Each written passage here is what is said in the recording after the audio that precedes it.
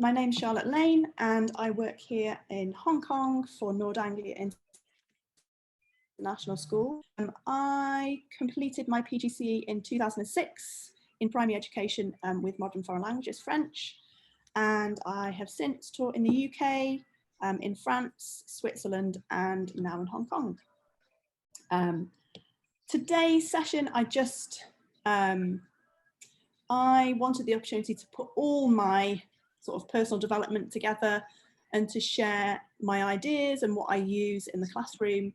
So it's really, hopefully going to be really practical. Got a little bit of theory at the beginning, but I just hope, yeah, and I know we're all teachers, so I don't want to be telling anyone what to do, but if you can just take at least one practical idea away from today's session and adapt it to your teaching in your classroom, then that's my job done. And yeah, that would be brilliant. Ron Berger states that assessment is more than a framework for evaluation. It is a framework for motivation and a framework for achievement. And really, I am working towards this target, this quote in my classroom. So today I want to share with you the practical tools that I've developed and used throughout my classroom on a daily basis, and in order to meet the ideas of Ron Berger here conveyed in his quote. And I'm going to be referring to that quote as we go through the webinar.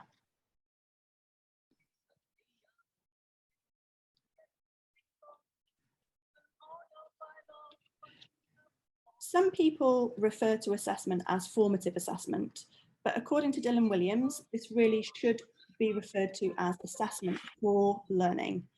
Dylan Williams suggests that in order for assessment to be most effective, it requires these 5 elements that you can see here on the screen. Assessment for learning requires providing effective feedback to students. Second point, actively involving students in their own learning.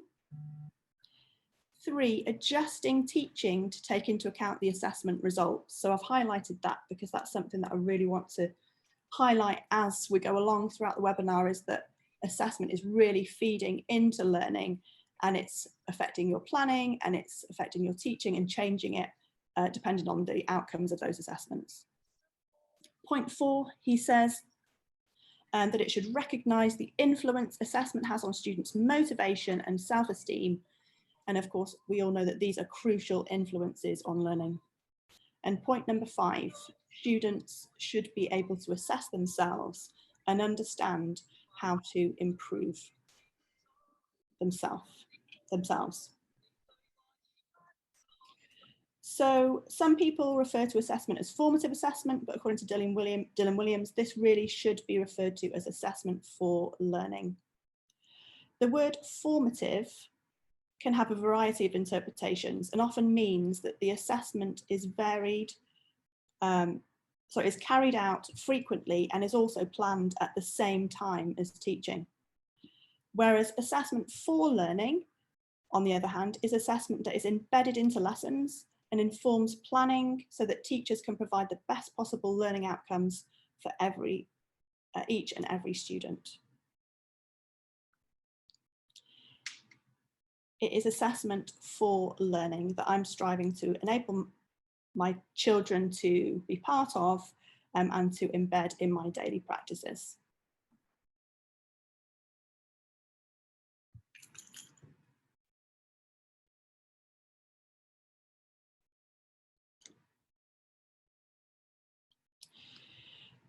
So I'm going to go into the practical side of the different tools that I use throughout a lesson. So what I would like to do is sort of take you through one of my lessons. I'm not always referring to the same learning objective or the same topic, but I'm going to run you through the assessments we do before I start a lesson or start a topic, and take you on that journey right through the lesson to the end when we're marking and feeding back at the end. So an initial or beginning of topic assessment that I often use before we begin teaching is a tool that is needed so that we know where children are in their learning at the beginning and what prior knowledge they have. This allows us to scaffold lessons around existing competencies and provides learning experiences that are specific to each child. You can see here, this is actually something that I've done this week. It's an initial beginning of topic assessment. Some people might call it a knowledge harvest or a word splat. In effect, it's a great way to make children's existing learning visible to the teacher.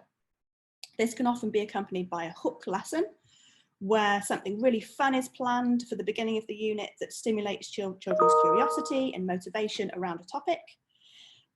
You can see here that we're starting our Egyptians topic, and I've asked the children, what do they already know about Egypt? So I have given them a little picture. We've done a hook lesson today. We've been round on a treasure hunt, looking for different clues to put a picture of Egypt together. And that has fed into this activity where they're putting down all the words, or if they're not able to write the words, they're drawing pictures of what they already know and what's there in their mind about that topic. A hook lesson today as well included wrapping children up as mummies in toilet paper. We did the artifact hunt, and this really inspires children and motivates them to really want to be involved in their learning and excited about the new topic. So from this, we can feed into our planning and take the information that they've put in the word splat, as mentioned by Dylan Williams, adjusting teaching to take into account assessment results and have a better understanding of where to start in order to move children's learning forward. So we know where they're coming from, we know what they already know, and we can build on that and scaffold on that. Similarly, at the beginning of a topic, we often ask questions of the children, but questions of what they want to know. What do they want to find out about this topic? And these are student-generated questions. You can see a few here from this week from our Egyptian topic. So these are really inspired by the hook lessons. That's really key, that they're excited, they're really enthusiastic, and they want to learn. And so they're really keen on generating lots of questions. And this supports children in generating the questions that they're surrounded, they've been surrounded by the new topic. This refers to point 2 and 4 made by Dylan Williams, where children should be active participants in their learning, and also Ron Berger's quote that refers to assessment as being a framework for motivation, i.e. things that children really have a desire to learn, so it's really coming from the children. These questions allow children to incorporate learning opportunities. They allow teachers to incorporate the learning opportunities into the curriculum and support learning towards the answers and answering of these questions throughout the topic. It allows children to feel ownership over their learning. So they're really active participants in what they're learning in the topic. So for example, here we've got why did they build the pyramids? That's one of the children's questions. How long did it take how long did it take to build a pyramid?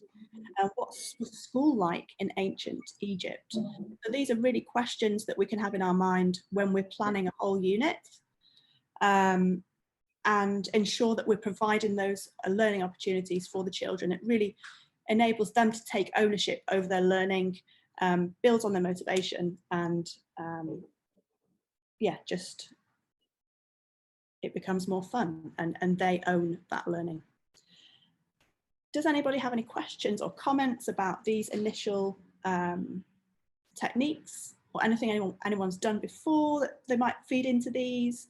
Anything you want to know, or anything you can add would be great. And Charlotte, there is a participant asking, do initial topics come after introduction or before?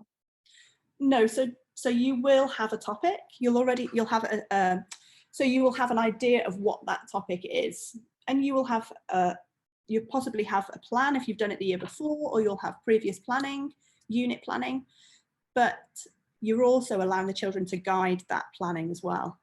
So for example, we're going to look at the pyramids, but from the questions that the children have come up with this week, we can ensure that when we're doing those pyramid lessons, we can include those questions and those answers as well.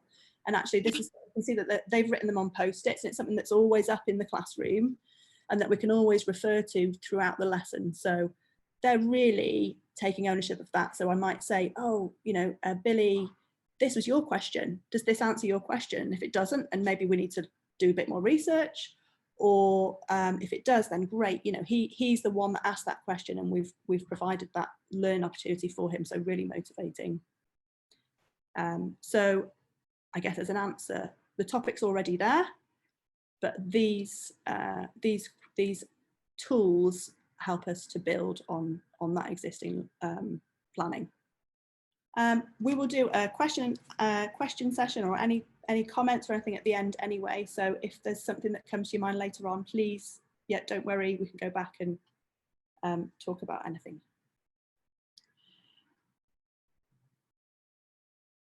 Okay, I'm going to move on to the start of the lesson. So we've talked about the start of the topic. I'm going to talk about the start of the lesson. We often use what's called an anchor task, and an anchor task is a problem given to students at the beginning, more often than not, of a maths lesson, and it provides an opportunity to activate prior knowledge. It requires students to collaborate together and to ask questions of each other, and it promotes an environment and a classroom for students to struggle and persevere in problem solving together. It's done at the beginning of a lesson to guide differentiated activity. You can see here in the picture that children are working together. I have it on the board, but I also like to print it out and have it on a big sort of flip chart so that children can write whatever they think, and that really makes their thinking visible for me. They can use Post-its, write, or even draw. If they can't write it, then they draw it, and it really shows me their thinking and their learning. It really allows teachers to adjust teaching and learning within a session to be more specific to the needs of each child. Differentiation should be planned with possible misconceptions in mind. So prior to the anchor task, we need to look at it and think about what misconceptions these children are going to come up with. This prevents the teacher from setting pre-existing ideas about children's learning and their ability before the lesson. And this is something that I used to do. I had my set ability groups. Before the lesson, I knew that this 3-4 children were going to go and do this activity. I knew that these 5 children were going to go and do the other activity. But this really allows the teacher to adjust their planning as they're going along during the lesson. So I'm just going to show you this. This is, oh no, that's the wrong one. This is a couple of responses to the anchor task. The learning objective of this lesson is being able to count money in cents and dollars. What I'd really like you to do is just to take a few minutes. I'm just going to sit quietly and let you have a look at it. To look at the activity and think how this exercise can feed into your lesson. What assessments could you make to guide the students' activities? What could children's answers tell you about their existing knowledge and skills so that you can provide appropriate learning opportunities for them? Give you a few minutes, and then I'd really like to share our ideas, either in the chat, or if we could have a discussion, then that would be fantastic. So you've got 2 students' answers. What do the answers tell you about what those children know, or what they don't know, or what misconceptions do they have, and how can you provide activities to support that? I'm just going to look at student A here in the first answer. She has put, Sam has $13.00. And Ruby has $15.03. So this student understands coin values, but the misconception is about the 100 cents equating to $1. Because here she's added up correctly the $13, but the 250 cents, she was right, it makes 100 cents, but then she's just not got that learning of 100 cents is another dollar, so we need to add it to the dollar. So that is an activity that you could provide as one of the differentiated tasks. So prior to your lesson, you could plan for that misconception. Plan the learning for that misconception. And here we can see she does know the value of $10 and $5, but actually and she knows that it was 30. And I actually did this with her today. She told me it was 30, but she put 0.3. So there's another learning opportunity there for something that actually she should know, and something that we probably would assume that she knows, but she's getting wrong. So that can be a really, really sort of personal learning experience for that child, just from that answer. Looking at student B, sorry. He has put, Sam has $113. Actually, I think he changed it and he put 114. No, 113. He did put 114, they put 113. And Ruby has $45. So his misconception is he understands that 100 cents in a dollar because he's added 113, but his misconception is over coin value, the value of the coin. So that is another differential activity that we can have available to children that show that misconception. And he said Ruby has, $45. So his misconception is that the 20 and the 10 are dollars. So we can really plan for that. So an activity like this gives us, even though it's one activity, and I think one of my downfalls is that I spend so much time on an anchor task because you can just get so much from it. It's amazing. Are there any comments or any feedback or anything anyone would like to add to that? Here we're looking at the kind of results of what the students have produced, but would you also watch kind of how if they're collaborating together, for example, and kind of the process as well in the classroom typically too? Yes, definitely. So in fact, that is one slide that I had and I took it out. So what I do is, or what I would do is, I would have children share their thinking at the end of the anchor task. So, and I won't ask them to do it in a certain way. So I don't want to see column method. I don't want to see you using a number line. It's up to you how you do it. And then we have a sharing session at the end.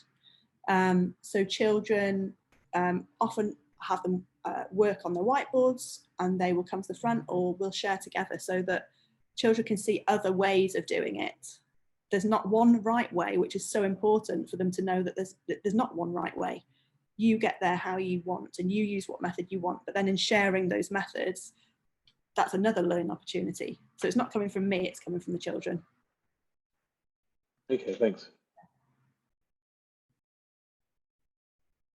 Thank you for your question. And I should have kept the slide in. It was a good picture.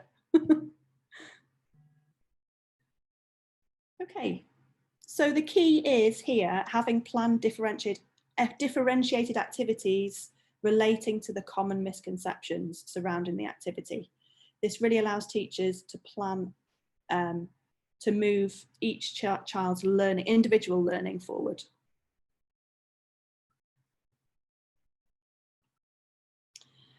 Just wanted to include this. So how would this feed into planning?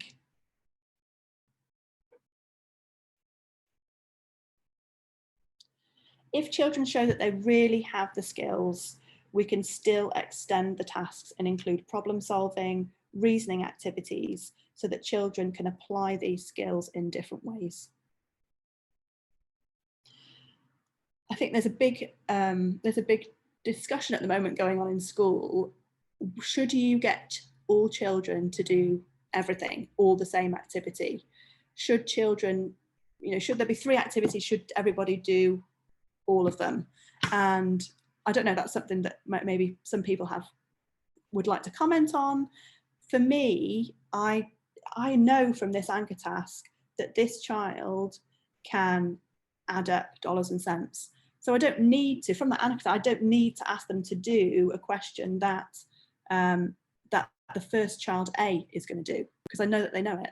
So I can spend the time providing learning opportunities for them that extends that learning and is more appropriate on their learning journey than the other child. Doesn't mean it's any better, but it just means that you're providing what that child needs. So it really links in with Romberger's quote that assessment is a framework for children's motivation and achievement if we're able to provide appropriate learning opportunities in line with the needs of the child. If I give this child in the screen the work that child A has, she's not going to be challenged and probably not going to be motivated for learning, and then it's a vicious circle. Would anybody like to comment on that or any questions?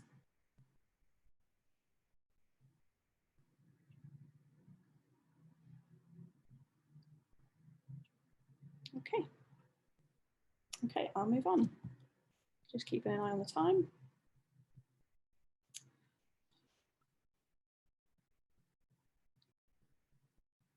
Okay.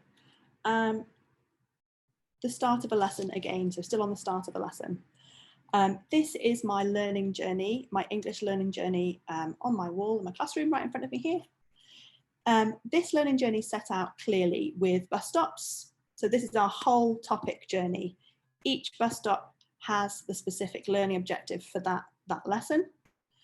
And on the bus, it has the end goal. So here we're going to be writing a whole book review about our new text. It might be writing an adventure story. It might be writing a set of instructions. But all these stops are leading up to that end goal. This, so you can see the arrow as well. So I refer to it throughout every lesson, but I also refer to it at the beginning of every lesson, and we talk about where we are on our learning journey throughout this topic. This allows us to cover all of the points mentioned in Gillian Williams's quote. It gives a clear framework for children in terms of their goals. It shares what we're looking for. What do we expect of those children? It involves the children in their learning clearly, and students in turn are able to assess themselves against these goals, and it turns understanding how to improve to reach their objectives. This gives a realistic and tangible goal which affects the motivation and the self-esteem of the learner, which is the main point of Dylan Williams and Romberger. I also share these learn objectives visibly in books or on teaching slides, but the learning journey is a constant thing that's there throughout the topic, and it's referred to before and after the lesson so children see where they're coming from and where they're going in their learning. Any questions or comments? No, I just love how visual it is. Okay, that's great. And it's always there, yeah. And actually it's a physical thing so the children can move it as well. So it's theirs, it's not mine, it's theirs. So that big arrow is theirs.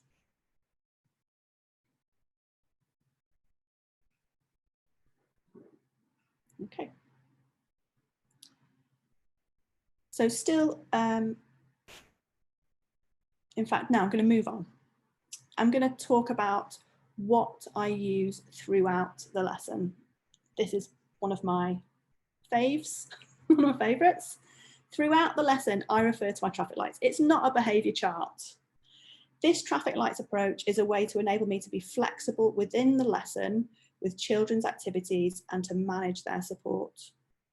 It allows the children to reflect and share on their own understanding and their learning. So we use it, normally the first time I'd use it in a lesson is after the introduction. So how do you feel in your learning? Are you on the red light? Do you need teacher help? Do we need to go over it together in a small group? Or we can stay on the carpet and not go to an activity? Or do you need just a quick check?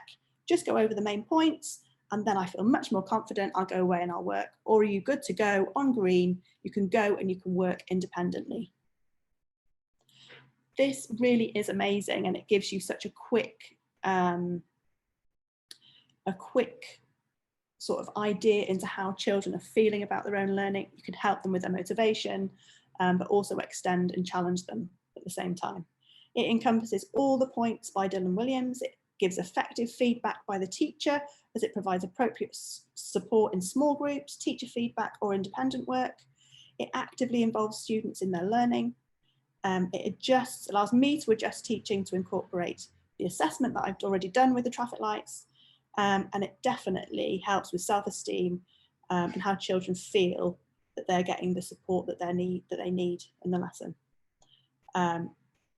Also, point 5 of Dylan Williams, they're able to assess themselves and it comes from them, doesn't come from me. Sorry, can I just ask, sorry, with the teacher help, having the children's name next to that, does that ever cause other children kind of picking on that child or that child feeling a little bit down that they're always up beside the teacher help section? Mm-hmm. Thank you. Rather than good to go. Do you know what? Thank you for noticing that, because actually I never use the names. And okay. That's made me realise that they're there. And so when I made it, I put the names up and actually, yeah, I don't ever use them because I think probably for that reason as well. Mm-hmm. But I also, whenever, and I constantly try and reinforce the point that if you're on teacher help, it doesn't matter. You know, it's fine. And I also actually praise them. If they tell me they need teacher help, I really praise them and say, great, you get a house point. Thank you for being so honest with your sort of assessment of yourself. And that at the beginning is quite difficult for them. But now they even tell me without me asking, so, oh, Mrs. Lane, I'm really on teacher help. I'm on red light. Can we go over it again? And it just comes from them. So yeah, thank you. So that even if you, sorry, so even if the children do need help, you won't usually put their names on, you'll just assume they come to you at that point then? So if we're on the carpet or we're doing a main activity, then I would say either, right, if you're on teacher help, then you come to the carpet with me, we'll go through it again, and we'll stay on the carpet. If you need a quick check, stay on the carpet, and then we'll just reassess quickly. Those children that need a quick check, then I'll check in again after we've gone over it, and they might go away independently. If they're still not sure, then they'll work with that smaller group that need support. And they're good to go, they can go off. And I actually have a challenge washing line as well. So the children that are really good to go, they can go and do an activity, and they know that there's always something on the challenge washing line that they can sort of extend again their learning to. Right, so that means you can even put them in groups as well, and then just have the group names next to teacher help, quick check, like kind of, you know, the high, medium and low ability grouping rather than the names, and even that would work probably, do you think? You could do, yeah, you could. It's just getting away from that preconceived idea that someone's in the middle group. Absolutely, yeah. In the top group, because it's not always the case, and some children surprise you, don't they? And you're like, oh, right, they really got that. Another lesson, someone that you expect to do something, actually they're on teacher help. Yeah, so yeah. Rather than grouping, it's really an individual thing. Yeah. Okay. Excellent. Thank you. Thank you for your questions. Thank you.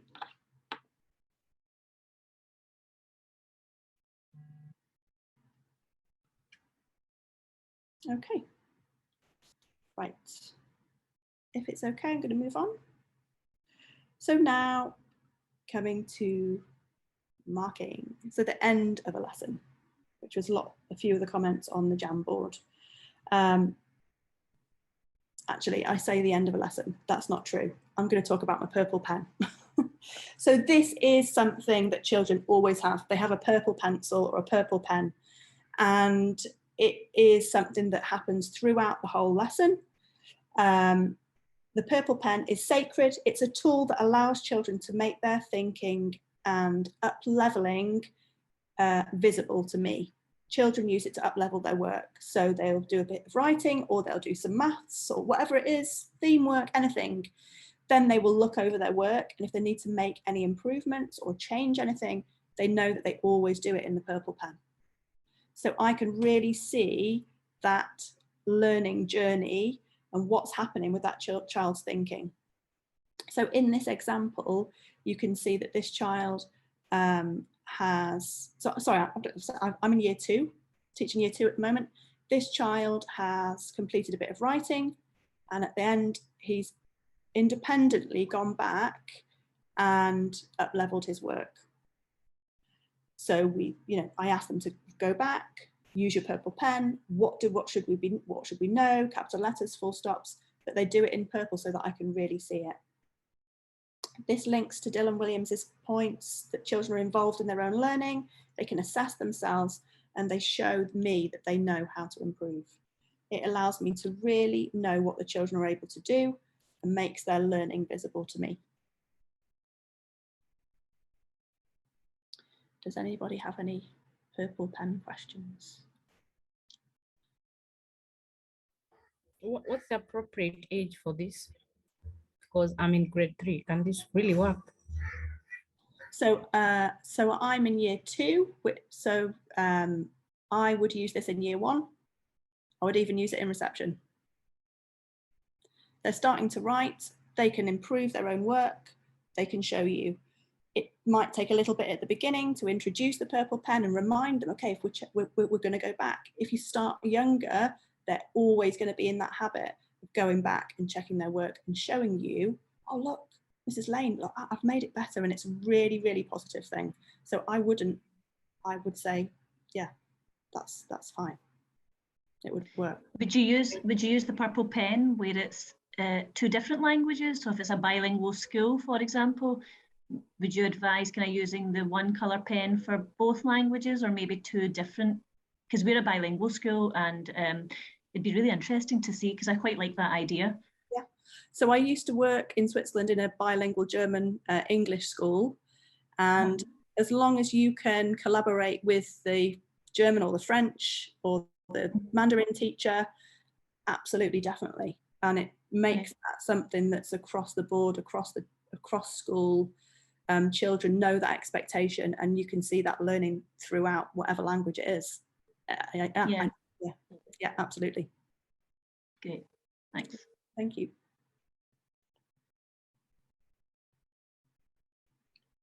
Okay, I'm going to continue with assessment. Not assessment, yeah, I am definitely going to continue with assessment. It's all about assessment. Marking and highlighting. So, another 2 pens that are sacred in my classroom are the green and the orange highlighter. And I know that in different schools they use different colours. I find this the best way to really have an impact and to communicate instantly with the children on what they've done well, really importantly, but also what they can do better next time. So the green is what they've done well, and the orange is something that they need to up level. So they'll go back, they'll use their purple pen. And yeah, it's really, really helps children to respond to your marking, and it doesn't take that long. So you can see here that I've highlighted, just for example, the lesson was to use exciting sentence starters. So out of nowhere, so I've highlighted it. He knows that he's done really well with that. So I'm looking at the learning objective for the lesson, and I'm pulling that out and highlighting that was really good. He's up leveled on his own. So you can see there that he's added floating as an adjective and red as an adjective, and he's put and in, so I've highlighted that. And then what can be done better? I've asked questions. How can you improve this spelling? I've not given the spelling. I've asked him to go away and think about it himself. I've highlighted ghost. So even though I've given the spelling there of ghost, I've given him 2 options. So he's thinking about which one is right. Sometimes I give 3. So they're actually, you are giving them the answer, but they have to think about it. And hopefully having to think about it helps them to remember it next time. I just wanted to do a little marking poll. Oh, does anybody have any comments first about the highlighter? Or if you use something similar or anything, yeah.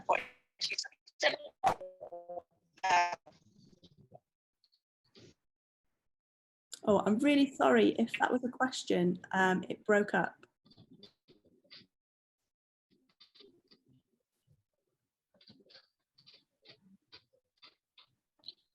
I think we've got some connection issues. Yeah, it's just, yeah, the Wi-Fi connection. If you're able to type it in the chat, you can see it there.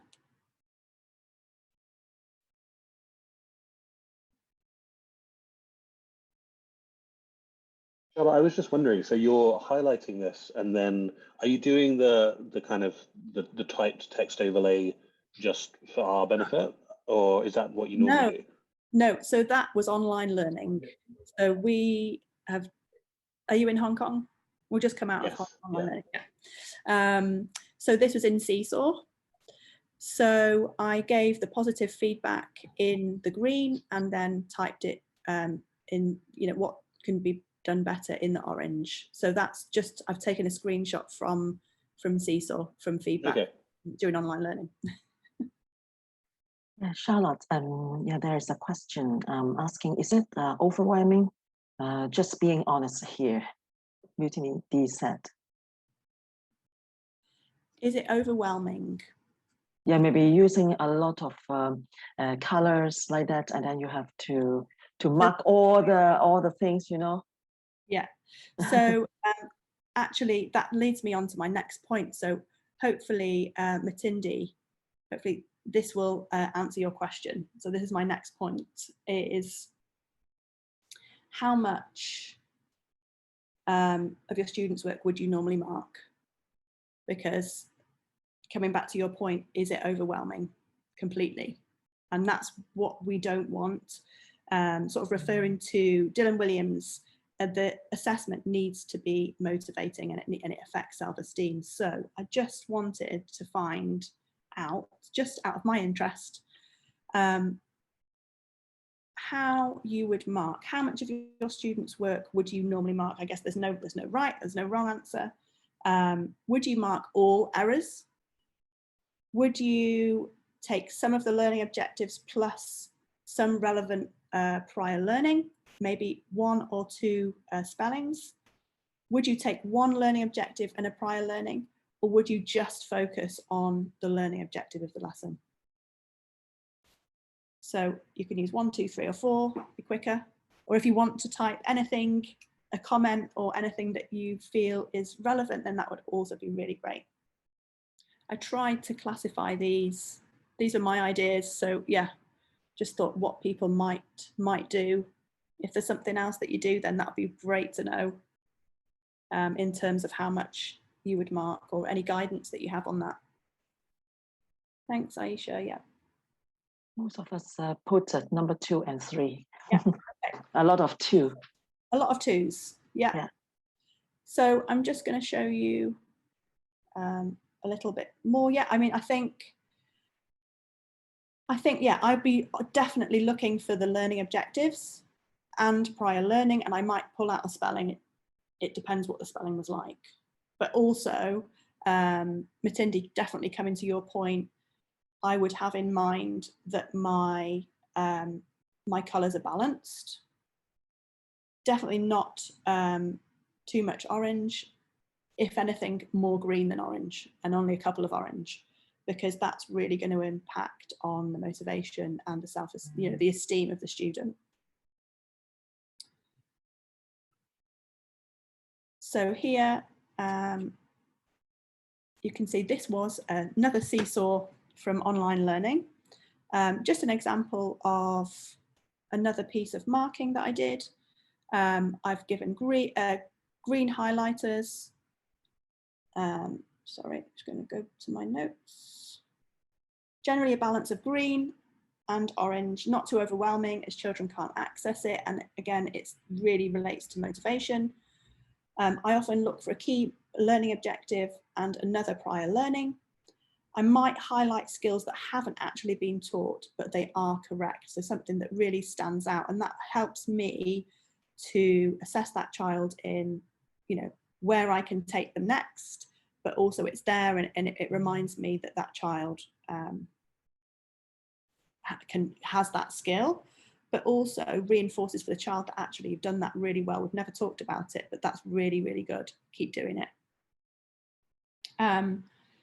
Always make sure that comments are positive. I always do that, and I ask questions. Even if something is wrong, I will phrase it positively. So, for example, can you check this spelling? Or not this spelling is wrong, or yeah, even give the spelling. Even with the other students, super sentence starter, how can you improve this spelling? What fantastic writing, really well done for up-leveling your work and adding adjectives. So I'm also in my comments referring back to the learning objective as well. So that's reinforcing that learning throughout the lesson. Another thing that I just wanted to talk about was the time given at the beginning of lessons so that children have access to your feedback. If we're marking and spending a lot of time, and it takes a lot of time, or being really specific and making sure that that child is going to get that feedback, we need to incorporate time for it. So either at the beginning of the lesson or during morning work, or really planning. So it's feeding into our planning. That assessment is there and it's fed back to the child. So I just wanted you to think about, or sort of take the opportunity to think about, where do you plan for that in your lessons? Because time is always the sort of defining factor, often, not always often, but often the defining factor. And do we actually feed back? It doesn't matter how good that feedback is in marking. If it doesn't get back to the child effectively, then should we be doing it?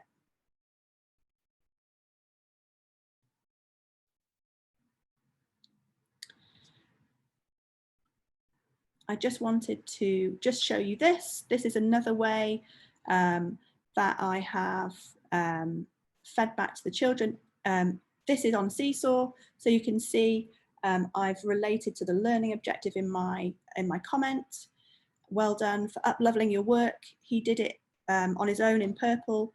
He used bossy verbs, so he used adjectives really well. That was the learning objective, so I've related to that in the comment. One thing that has been absolutely brilliant about online learning is, and I don't know whether anybody has used Seesaw or any other sort of platform, is the ability to give voice feedback. So like voice recording feedback. It's so easy for the teacher. It's quick. The children can access it really easily, and they can reply with a voice message as well. And I just have found that really brilliant. It's quick for them, it's easy, they don't have to worry if they can't access the writing or the typing, it's there. So that's really something that I'm trying to bring into the classroom and use in the classroom, not just for online. Because if we can use, even if they take a picture of their work, maybe at the end of writing, it goes onto their Seesaw, then on the iPad, and maybe not everybody has access to the iPads, but if there is an opportunity to do that, it's amazing for feedback. Because you've got that voice recording. So just wanted to share that's come out. It's really positive that's come out of online learning and bringing that online learning, those tools into the classroom.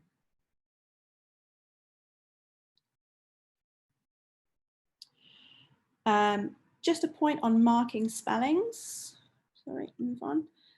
Here I talked about giving 2 or 3 different options for spelling. So I've pulled out a couple of the spellings and I asked them to write it 2 or 3 times, but I've not given them the correct answer. They have to think about it. And then just another example I wanted you to see of me asking a question to a child and giving them time to respond to that in their purple pen. So really bringing out either some learning that I need to reinforce or an opportunity for me to extend learning with a question to get them to thinking about their learning.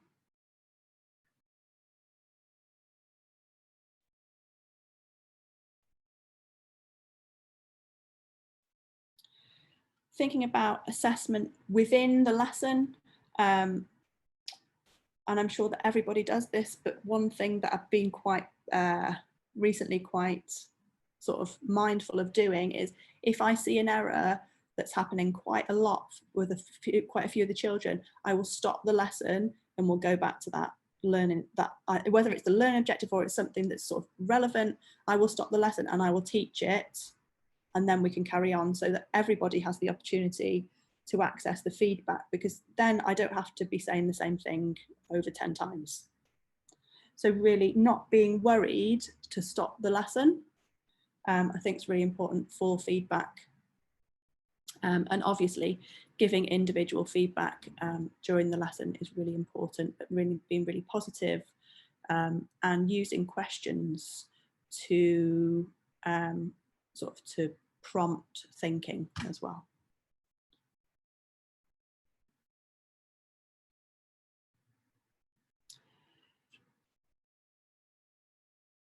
Just coming towards the end of the lesson, I wanted to talk about children owning their own learning, and self-assessment or own target setting I found is just really great. So they're reflecting on their own learning at the end of a session.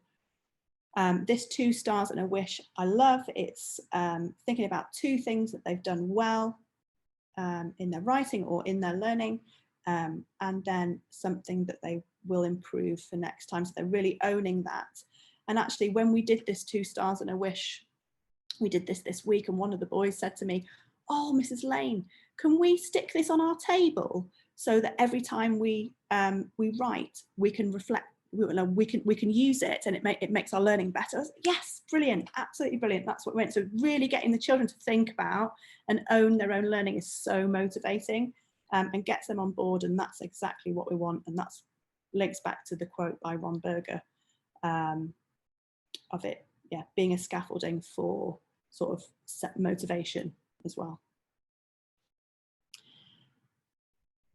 So coming towards the end of the session, I just wanted to take the opportunity to ask you if you wanted to have a look at this bit of writing and make any notes on perhaps how you would mark it, what feedback you'd give. So if you want to write any comments down, not in the chat, but at home, think about where you might highlight. And then I just wanted to share what I've done, and then we could compare it. You could, share what you think and how I could improve or how I could change it, or yeah, that would be great. So I'm just going to give you a couple of minutes. We're nearly at 5:30. Don't want to keep you too long.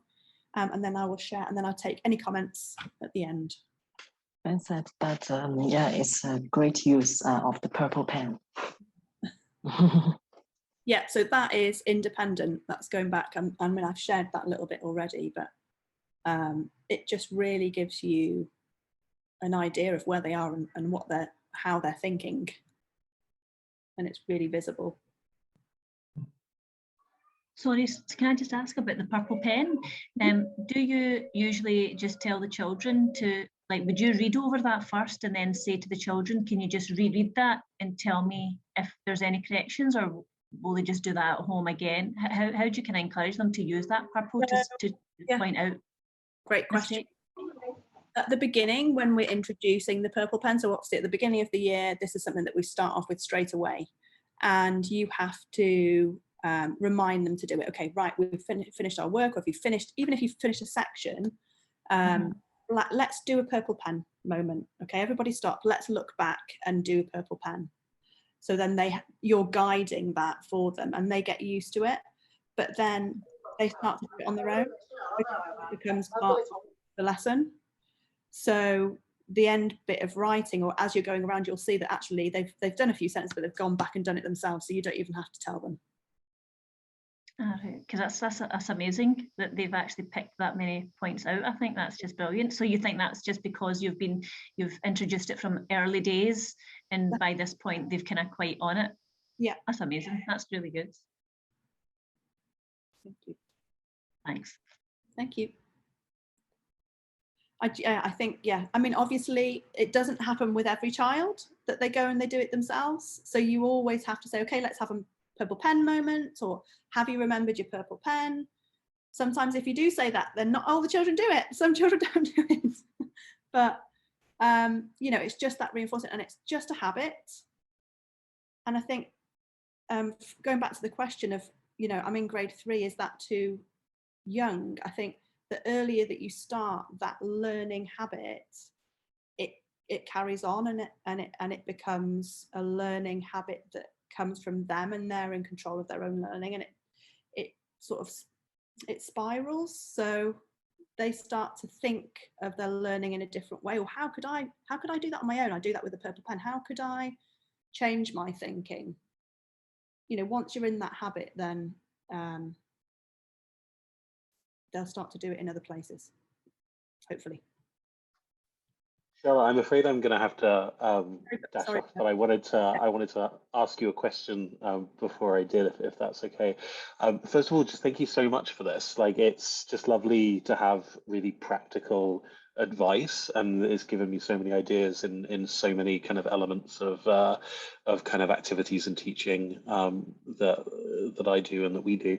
I'm just curious, you mentioned kind of that move and that switch from online learning now to back in person and wanting to keep some good practices. I was just wondering, are there any other good practices or elements of online learning that you're also going to try and keep now that you're moving back, in addition to things like the feedback processes?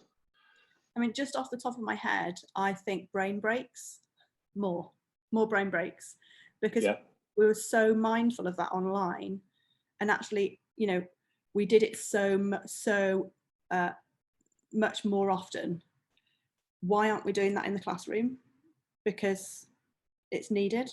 So I think really, definitely, just off the top of my head now thinking, definitely keeping that and incorporating that more into the classroom and taking that from online. And a brain break would just be what, like run around your chair and do something physical, or what? So maybe a dance, or just do some movements together. Just okay. You know, 3 to 5 minutes of a break, even if it's just stop. Right, let's stop everything, go and get a drink of water. Just something that we can sort of recalibrate and refocus, and then come back together and carry on again. Yeah, there's loads of stuff. If you put in brain breaks on the internet, there's loads of great things. Yeah. Great, thank you. Go Noodle's really good as well. Little dances, Go Noodle. Miss Charlotte, I have a question for you.